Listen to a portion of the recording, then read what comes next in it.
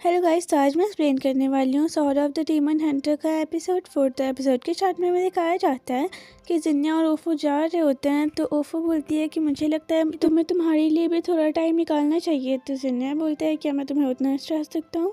तो ओफो बोलती है ऐसी बात नहीं है, तुम हमेशा अपने आप को बहुत फोर्स करते हो किसी भी कामों के लिए। तो उसके बाद जिन्या कहता है कि तुम सही बोल रही हो, मेरा बस ज़िंदगी का एक ही मकसद है और मुझे वो पूरा करना है। तो ओफो कहती है मुझे नहीं पता कि तुम्हारा वो मकसद क्या है, पर अगर तुम बस अपने गोल पर ही ध्यान दोगे तो तुम्हारे लिए ज़िंदगी बहुत ज़्यादा मुश्किल नहीं हो जाएगी। तुम्हें खुद के लिए भी थोड़ा टाइम निकालना चाहिए। तो जिन्ना बोलता है कि तुम्हारा शुक्रिया, पर मैं तुम्हारी एडवाइस नहीं ले सकता। तो ओफो बोलती है कितनी शर्म की बात है। तो फिर उसके बाद वो लोग चलने लगते हैं। तो फिर ओफो को एक प्लान दिखता है, तो फिर वो उसके पास चली जाती है। तो फिर ओफो पूछती है तुम्हें इस प्लान के बारे में पता है। तो जिन्ना बोलता है नहीं। तो फिर उसके बाद ओफो उसे उस प्लान के बारे में बताती है। फिर बगल में एक और प्लांट होता है। तो ओफो बोलती है कि और इस प्लांट के बारे में तुम जानते हो, इसका नाम चिकवीड है ना, उसे बॉईल कर पेट दर्द की दवाई बनाई जा सकती है। पहले मैं जिस गांव में रहा करता था, मेरी एक फ्रेंड थी, उसे बहुत ज़्यादा गंदी आदत थी हर चीज़ में मीठा खाने की, और जिसकी वजह से उसे पेट में दर्द हो जाता था। तो मैं उसके लिए इसी प्लांट की मेडिसिन बना दिया करता था। तो वो कहती है कि तुम अभी भी अपनी ज़िंदगी को एंजॉय कर सकते हो, जैसा कि तुम सुबह पीते हो, तुम प्लांट्स की खूबसूरती को देखते हो, तुम पास्ट को अपनी मेमोरीज में बना के रखते हो। बस तुम्हारे मकसद ने तुम्हें अंधा बना दिया है, तुम्हें ऐसा नहीं करना चाहिए। तुम्हें भी अपनी ज़िंदगी टाइम टू टाइम जीनी चाहिए। और जब तुम अपने अगल बगल देखोगे तो तुम्हें ऐसी बहुत सारी चीज़ें दिखेंगी जो तुमने पहले नहीं देखी होगी। तो फिर उसके बाद जिन्या ओफो को उसके घर छोड़ देता है। तो फिर जिन्या कहता है कि लगता है ऐसा कि तुम्हारे पापा अभी तक सोए नहीं है तुम्हारी फिक्र में। तो ओफो कहती है कि वो बहुत ज़्यादा ओवर प्रोटेक्टिव हैं। तो फिर जिन्या कहता है कि पेरेंट्स ऐसे ही होते हैं। तो फिर ओफो कहती है अच्छा ऐसी बात है, तो तुम बताओ कि तुम मेरे लिए इतनी फिक्र क्यों कर रहे हो। मैं तुम्हारे शुक्रगुजार हूँ कि तुम इतनी रात को मुझे यहाँ तक छोड़ने आए हो। तो फिर उसके बाद जिन्या कहता है कि तुम मुझे नेक्स्ट टाइम और फ्लावर्स के बारे में बताओगी ना। तो फिर ओफो कहती है कि हाँ ज़रूर, जब सन भी होगा। फिर उसके बाद वो चली जाती है। तो फिर पीछे से मोसुके आकर बोलते हैं कितनी अच्छी लड़की है ना। तो फिर जिन्या कहता है तुम हमारा पीछा कर रहे थे।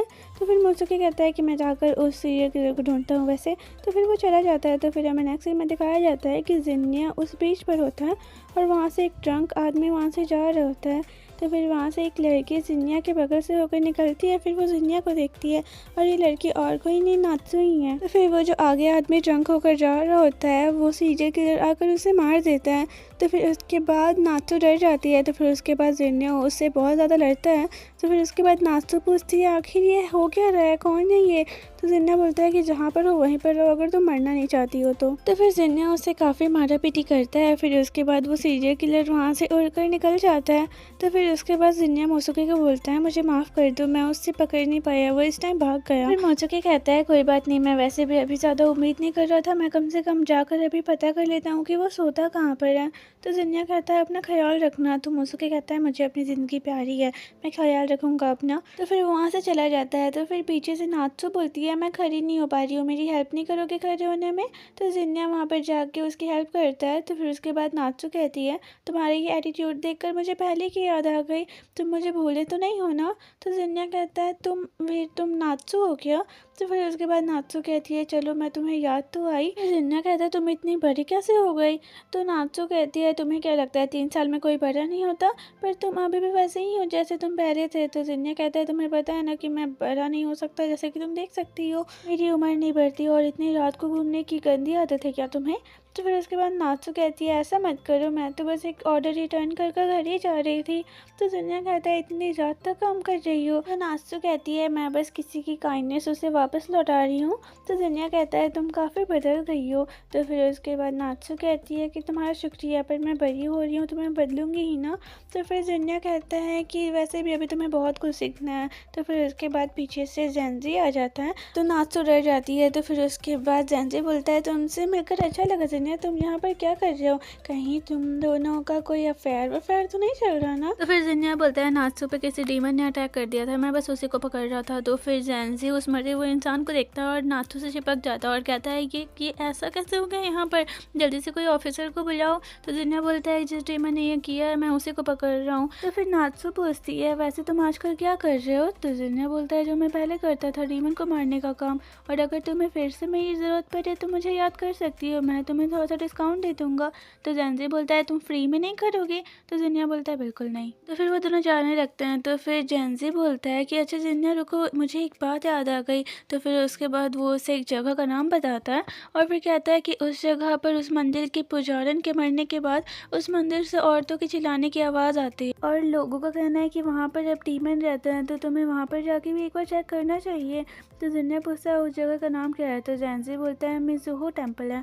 तो फिर उसके बाद हमें मोसोके को दिखाया जाता है जो उसी डीमन के पीछे होता है। तो फिर उसके बाद उससे वो डीमन दिखता है तो फिर वो पीछे पीछे उसके जाता है। तो फिर वो डीमन अपने एक केव में होता है और वो बेरहमी से औरतों को खा रहा होता है। तो फिर मोसोके उसे देख कर कहता है तुम ही हो ना जिसने मेरी वाइफ को मारा था। फिर उसके बाद वो उस पर जाकर अटैक कर देता है। उससे लड़ने के बाद एक ही बार में वो डीमन मोसोके को एक पंजा मार देता है जिसकी वजह से मोसोके पूरी तरीके से घायल हो जाता है। फिर उसके बाद मोसोके सोचता है क्या मैं यहीं पर मर जाऊंगा अपना बदला लिए बिना। तो फिर उसके बाद वो डीमन वहाँ से चला जाता है। तो फिर वहाँ पर जिन्या आता है तो फिर वो मोसोके के इस हालत में देखता है। तो फिर मोसोके कहता है कि मैं उसे यहाँ पर पकड़ने आया था पर यहाँ पर तो मेरी खुद ही हालत ख़राब हो गई। तो जिन्या कहता है क्या वो यहीं पर था? तो मोसोके कहता है हाँ वो यहीं पर था, वो औरतों को खा रहा था। तो जिन्या कहता है क्या कहा तुमने, वो खा रहा था? तो मोसोके कहता है कि देखो क्या तुम मेरे लिए एक फेवर कर सकते हो, प्लीज़ मेरी वाइफ का बदला ले लेना। फिर उसके बाद वो उसे एक कटाना देता है और कहता है ये कटाना एक कार्डोनो नाम की जगह की है और ये कटाना डीमंस के अगेंस्ट चार्म का काम करती है। तो मैं उम्मीद करता हूँ कि ये तुम्हारे कुछ काम आ जाए। तो फिर उसके बाद जिन्या कहता है इसके बदले में मुझे तुम्हारी पावर चाहिए होगी। तो फिर उसके बाद मोसोके कहता है कोई बात नहीं, दोस्त के लिए कुछ भी। तो फिर उसके बाद जिन्या उसकी पावर ले रहा होता है।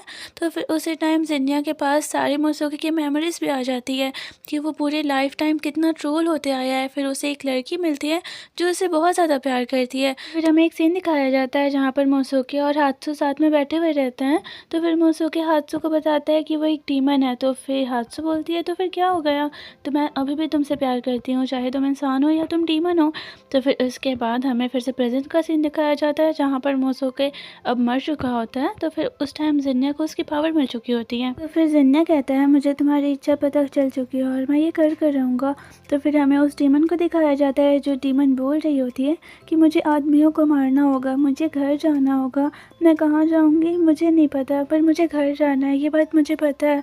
मुझे बहुत सारी औरतों को खाना होगा, मुझे आदमियों को मारना होगा, मैं जहाँ देखूँगी उनको वहीं पर मार दूँगी, मैं बहुत सारी औरतों को खाऊँगी क्योंकि मुझे पता है मेरी डिमोनिक बॉडी को उसी की नीड है। फिर उसके बाद मैं घर जाऊँगी जहाँ से मैं बिलोंग करती हूँ। फिर वहाँ पर जिन्या आ जाता है और फिर उसे देखकर बोलता है तुम्हारी पावर बहुत ज़्यादा प्रॉब्लम खड़ी करने वाली है, फिर इस टाइम मेरे पास हेल्प है। फिर वो डीमन कहती है तुम भी डीमन हो? तो फिर जिन्या कहता है ये जो इनविजिबिलिटी नाम की पावर है मैं आज इसी से तुम्हें मारूंगा। तो फिर उसके बाद जिन्या उसे मारने जाता है और एक बार में उसका गला काट देता है। तो फिर उसके बाद जिन्या कहता है कि मैं उम्मीद करता हूँ कि तुम मुझे एक चीज़ का जवाब दोगी, तुम सारे आदमियों को जहाँ पर देखती हो वहीं पर क्यों मार देती हो और औरतों को यहाँ पर लाकर क्यों खाती हो? अगर तुमने सच में मोसोके की वाइफ को मारा है तो तुमने उसकी बॉडी वहीं पर क्यों छोड़ दी थी, तुमने सारे एविडेंस क्यों नहीं मिटाए, आखिर तुम हो कौन? तो फिर उसके बाद वो डीमन कहती है मुझे एक बॉडी चाहिए, मुझे घर जाने के लिए बॉडी चाहिए, मैं ऐसे घर नहीं जा सकती। तो जिन्या कहता है तुमने मुझसे पूछा था कि मैं डीमन हूँ कि नहीं हूँ, हाँ मैं डीमन हूँ और मैं दूसरे डीमंस की पावर लेता हूँ उसी तरीके से जैसे तुम उन औरतों को खा रही थी और अब मैं तुम्हारी पावर लूँगा। तो फिर उसके बाद वो उसके सर को उठा लेता है और फिर कहता है तुम्हारी पावर स्पीड है, काफ़ी काम आने वाली है मेरी। और अब जबकि जिन्या इसकी पावर ले रहा था तो इसकी मेमोरीज भी इसके पास आनी ही थी और ये डीमन कोई और नहीं हात्सु है, मोसोके की वाइफ, और इसके साथ बहुत ज़्यादा गलत हुआ था और जिन लोगों ने इसके साथ गलत किया था उन्होंने इसे पानी में फेंक दिया था। फिर उस टाइम ये कहती है कि मुझे एक बॉडी चाहिए, मैं ऐसे घर नहीं जा सकती। वो निकलने की कोशिश करती है और बार बार ये बात ये इसीलिए कह रही थी कि मुझे घर जाना है क्योंकि इसने मोसोके को कह के रखा था कि मैं जल्दी घर आ जाऊंगी, मेरा इंतज़ार करना। फिर हमें फिर से प्रेजेंट का सीन दिखाया जाता है कि फिर उसकी बॉडी गायब हो जाती है, वो मर जाती है। तो फिर जिन्या कहता है कि इसकी बस एक ही इच्छा थी और इससे ज़िंदगी में कुछ भी खुशियाँ नहीं मिल पाई। तो फिर उसके बाद हमें फिर से सुबह का सीन दिखाया जाता है कि जिन्या उन दोनों की जो भी चीज़ें थी वो रख कर वहाँ से चला जाता है। तो फिर उसके बाद हमें ओफो और उसके पापा का सीन दिखाया जाता है जो उसके पापा कह रहे होते हैं कि वो काफ़ी दिनों से नहीं आए ना। तो ओफो कहती है आप जिन्या की बात कर रहे हो? तो उसके पापा कहते हैं हाँ, मैंने जब से उसे कहा है तुमसे शादी करने के लिए वो तब से नहीं आया है, तो ओफू कहती है आपने उससे ऐसा तो नहीं कहा था, और उसके कल होके मैं उससे मिली भी थी, हमने काफ़ी बात भी की थी। उसने बताया कि जब उसका काम ख़त्म हो जाएगा तो फिर वो यहाँ पर नहीं आएगा। तो फिर उसके पापा कहते हैं वो जो सीरियल किलर था उसने लोगों को मारना बंद कर दिया, क्या उसने अभी अपना काम कर लिया? ओफू कहती है कि उन्होंने कहा कि अभी तक उनका काम ख़त्म नहीं हुआ है। तो उसके पापा कहते हैं ऐसा क्यों? तो ओफू कहती है क्योंकि अभी भी काफ़ी डीमंस बाकी है और वो सबको ख़त्म करेंगे। तो फिर हमें नेक्स्ट सीन में दिखाया जाता है उन लोगों को जिसने मोसोको की वाइफ के साथ गलत किया था। जो वो लोग जा रहे थे और वो लोग बात कर रहे थे कि इस बार हम थोड़ी जवान ढूंढेंगे, और हमने पिछली बार जिसके साथ किया था वो तो बस एक ही नाम ले रही थी, मोसोकी मोसोकी। वो लोग मजाक उड़ा रहे थे सीरियसली। इस एपिसोड से तो साफ साफ यही पता चलता है कि डीमंस तो फालतू के बदनाम है, हैवानियत तो इंसानों में ही है। तो फिर वहाँ पर जिन्या आता है और फिर उन दोनों का डायरेक्ट गला काट देता है। तो फिर उसके बाद जिन्या कहता है मैं उम्मीद करता हूँ मोसोके तुम्हारी वाइफ को अब बदला मिल चुका होगा। तो आज का एपिसोड यहीं पे खत्म होता है। वीडियो अच्छी लगी हो तो लाइक करना, चैनल पे नए हो तो सब्सक्राइब करना। तो मिलते हैं नेक्स्ट वीडियो में, तब तक के लिए बाय बाय।